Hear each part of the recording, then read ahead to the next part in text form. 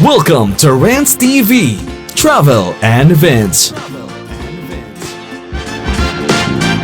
Hi guys, welcome back to my channel. Please samahan niyo po ako mag-update dito sa ongoing construction ng Park Links dito po sa Quezon City.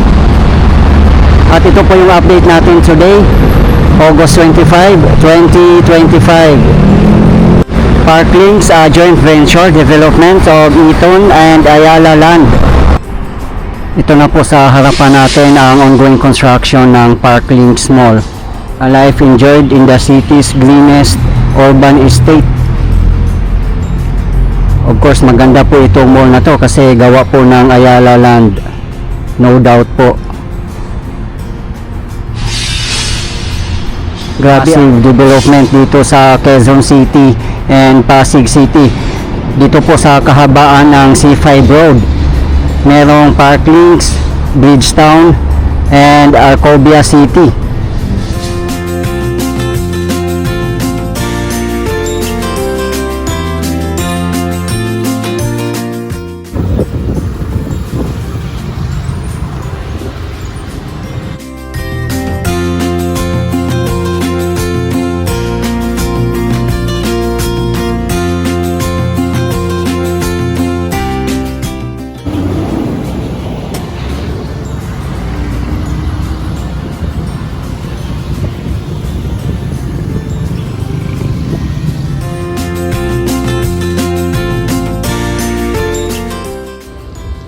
Ayan po ang the iconic Park Link Bridge. Ang ganda po ng architectural design niya. At umiilaw din po ito sa gabi. Marami pong nagbabike dito, jogging, walking. At ngayon nga po ay holiday. Medyo maulan-ulan kaya napakatahimik po dito ngayon. Ayan po sa tapat natin ang ongoing construction ng Park Links Mall. Yung dinaanan po natin kanina.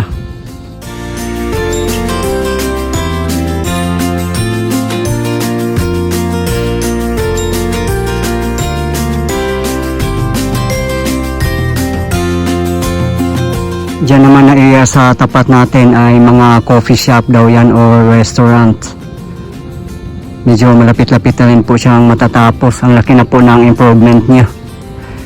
Matagal-tagal na rin po ako hindi nakabalik dito.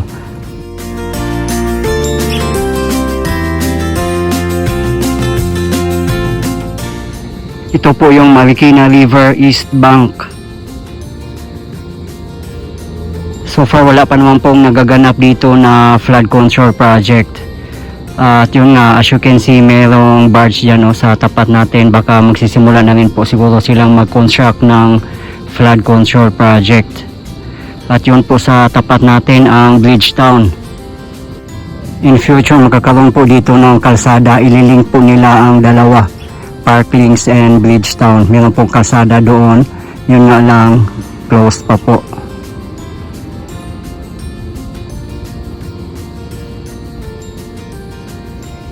Diyan naman po na side, may mga bakal na rin para sa flood control.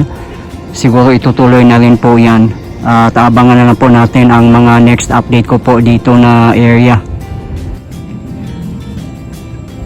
Ayun naman po sa tapat natin ang Eastwood. Napakalapit lang po dito. Actually pwede rin pong lakarin along C5 Road.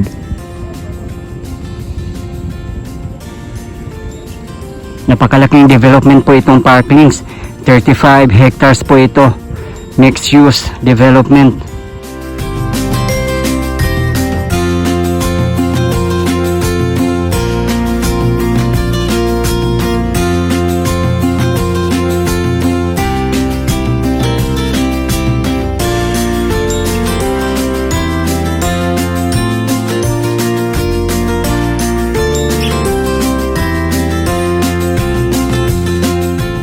At magkakaroon din po dito ng luxurious condominiums such as Alveo and Avida.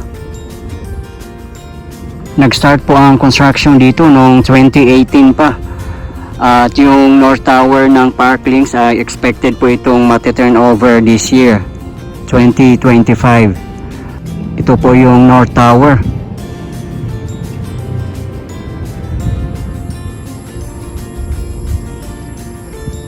Yan, napakaganda din po ang park nila dito. May mga upuan pa.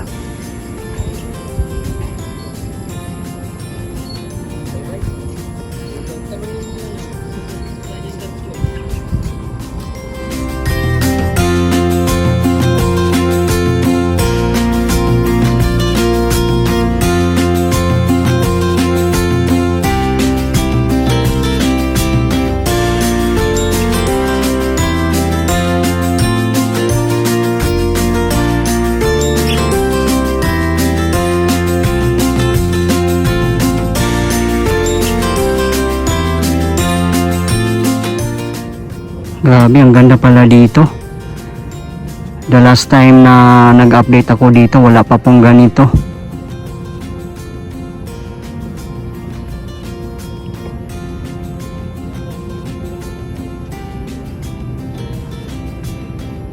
Ayan po ang magiging coffee shop, restaurant at iba pa. Siguro bago mag-December, mag-open na po yan. Here at Park Links, we want our park to be a serene and safe haven for friends and families. Open from 6 a.m. to 10 p.m. daily. Ang ganda din ng mga halaman nila. At ito po yung pavers na gamit nila. Ang ganda din po. Grabe, ang ganda ng landscape nila dito. At open pa for public. At makikita mo talaga dito na ang linis-linis. Sana din po no, sa mga public parks natin na ganito din po kalinis.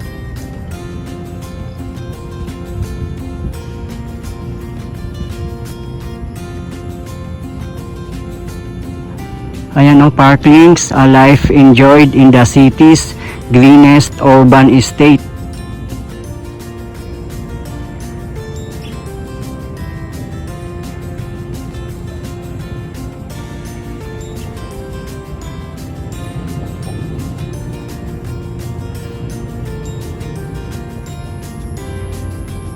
Grabe, panalo yung bridge nila.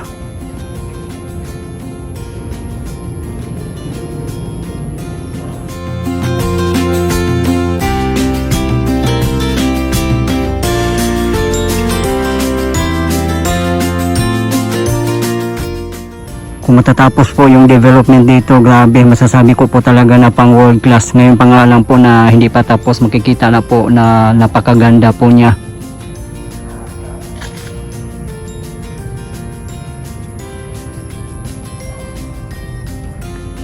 Grabe, ang lawak pala dito.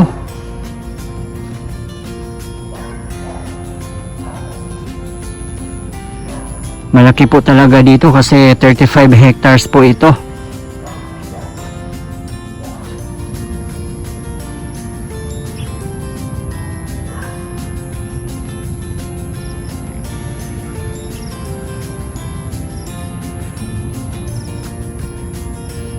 Yung sa tapat naman po natin ang Circulo Verde.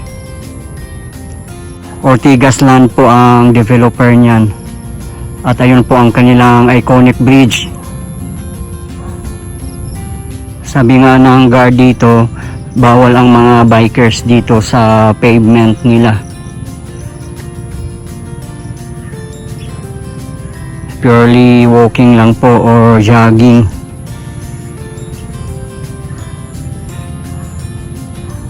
Maaga pa po, time check 5:30 PM local time, kaya hindi pa umiilaw ang mga lamppost dito.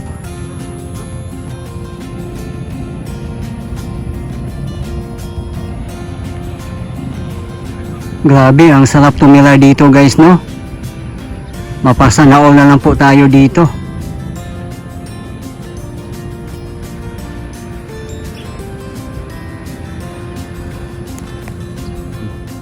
Dito na side, oh, gawa na nga po ang mga kalsada dito.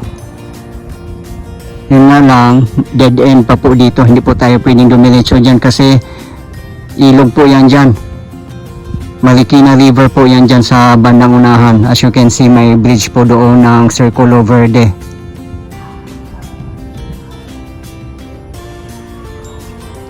Baka in future magkakaroon din po siguro dito ng link. I-link po nila doon sa Circulo Verde kasi nasa tapat lang po natin.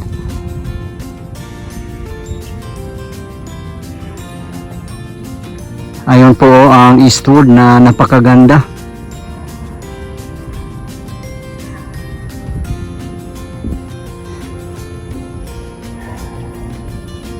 Wala po ibang daan dito kundi babalik po tayo doon sa C5 Road or E. Rodriguez. Doon po ang daan sa ngayon.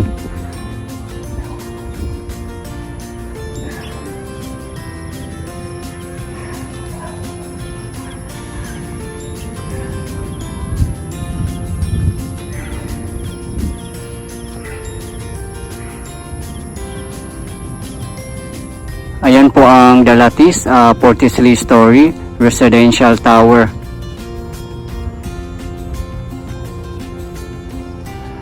Ayan po.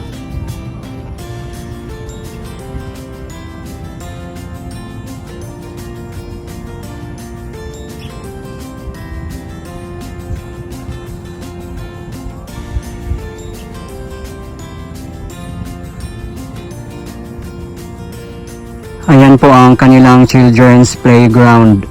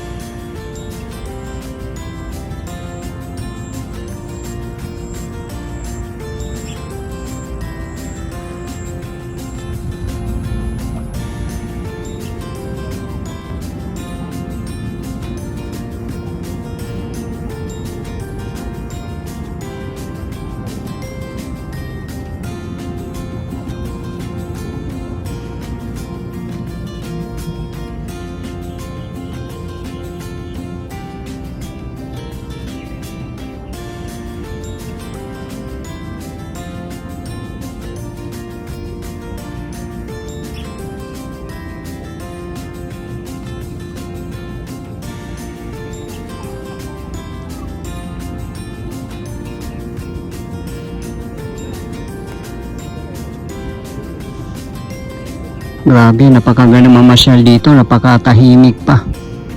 At makaka-relax ka po talaga dito. Tara guys, punta naman po tayo sa Bridgetown, mag-update po tayo doon.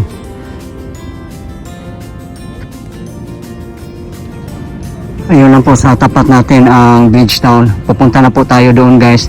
Yun nga lang, sa ngayon, sarado pa po ang kalsada dito, papuntang Bridgetown. Wala po tayong choice kundi bumalik po sa dinaanan natin kanina sa may C5 Road. Ayan lang po sa pagbaba natin dito sa bridge sa may kahabaan ng C5 or E. Rodriguez. Guys, nandito na po tayo mismo sa Bridgetown.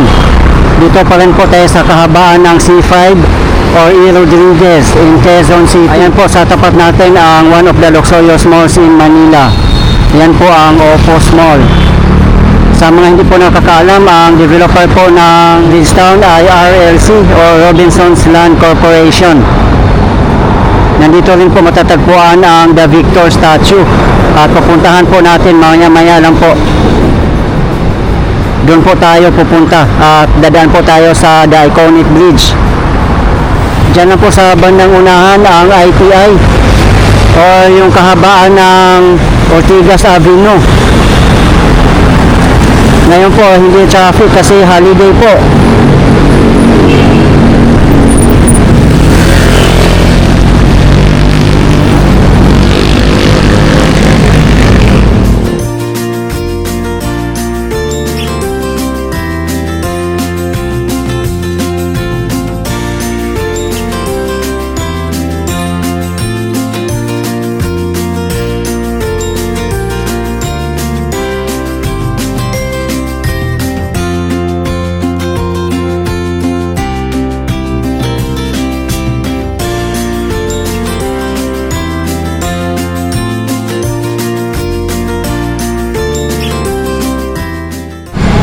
Ayan po ang the iconic bridge ng Bridgetown. At yun naman po ang likod ni The Victor. Sa mga hindi po nakakaalam, ang Bridgetown po ay nasa boundary ng Quezon City and Pasig City. Dito po tayo ngayon sa side ng Quezon City. At pagkatawid po natin ng bridge ay under na po ng Pasig City. Ito lang po ang Opus Mall. Meron din pong entrance dito. Hindi na po tayo papasok dyan sa loob, guys. At kung gusto niyo po mapanood ang loob ng Opus Mall, meron po akong latest update na sa previous video ko lang po.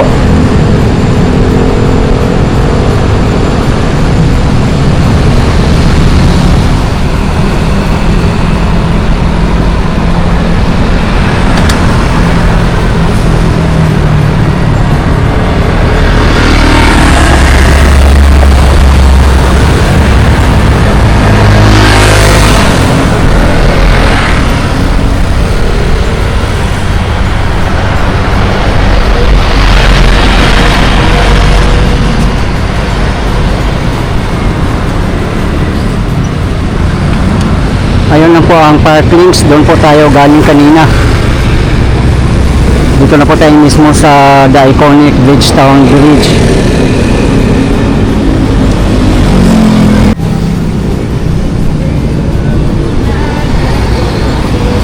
Ayun po sa tapat natin ang Rosario Bridge or kahabaan ng Ortigas Avenue. About naman po sa flood control dito na area, may mga naka-layout na po, ayun oh. Then meron din pong napakalaking badge. Baka isusunod na rin po siguro nila dito.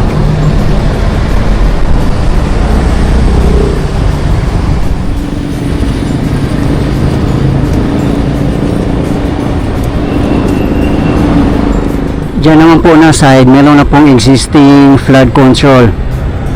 Siguro i-improve na lang po nila siguro yan o tataasan, but we'll see kung ano po ang gagawin dyan.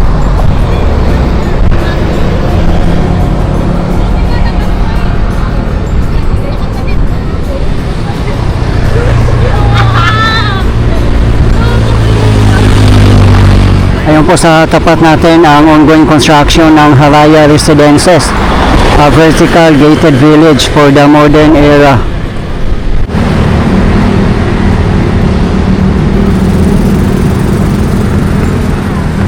Ayan naman po ang The Villaris Residences. Parang halos tapos na po yata yan.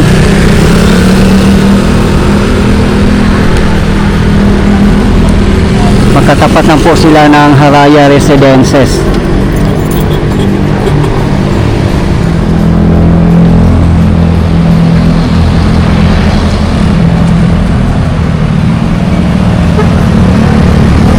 Yung The Victor ay meron po yung viewing deck, yung nga lang ay hindi pa open for public. Baka meron pa rin sigurong ongoing na ginagawa po dyan. Dyan po sa paanan ni The Victor. Dyan po ang viewing deck. Yan o, tingnan nyo naman po, ang dami na pong mga tao ngayon. Dami nang namamasyal po dito.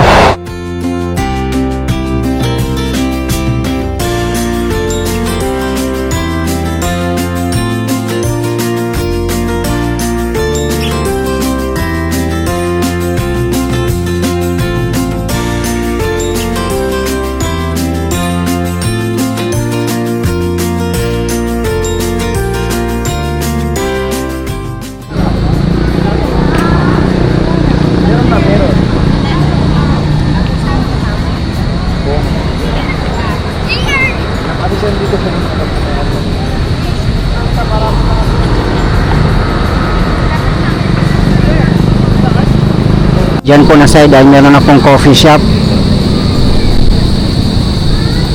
Dito lang katabi ng The Victor statue.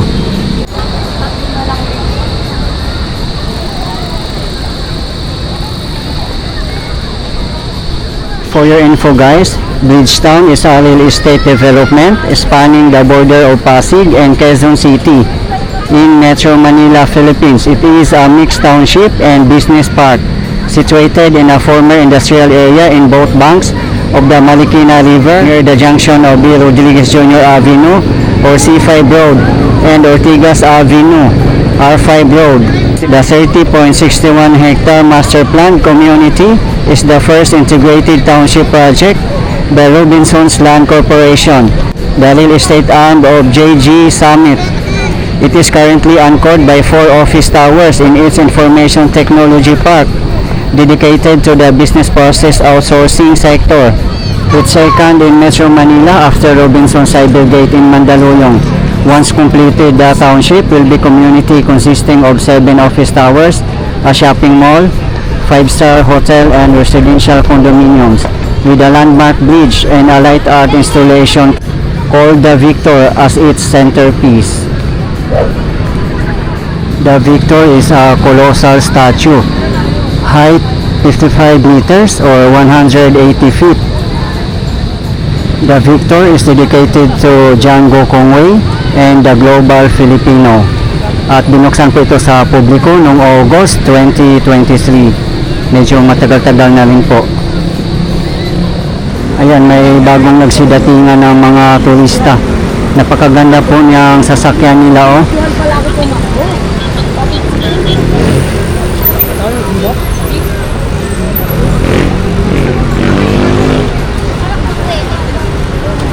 Meron din pong football field dito.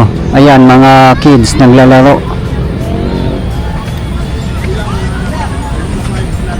Ayan, oh, nakita nyo na po guys kung gaano po kataas ang The Victor statue. Ayan po sa tapat natin ang Bancheto, kaso lang sarado po pala ngayon. Ito po yung Bridgetown Obstacle Park. Ngayon po wala pong naglalaro. Ayan lang po ang main road palabas at papasok dito sa Bridgetown.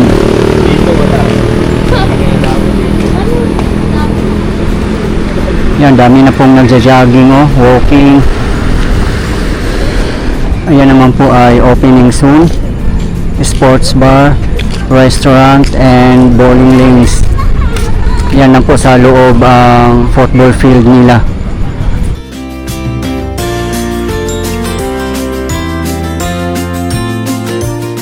Dito lang po sa kabilang side ang Bridgetown Obstacle Park. Ayon po ang CR nila. Guys, ito po yung latest update natin ngayon dito sa Parklinks and Bridgetown in Pasig and Quezon City. As of today, August 25, 2025. Maraming salamat po sa patuloy niyong suporta at panonood ng aking mga videos. I really appreciate po. At hindi po akong magsasawang i-update kayo, lalong-lalo na po sa mga government infrastructures. Mabuhay ang Pilipinas! Okay guys, thank you for watching and keep safe everyone.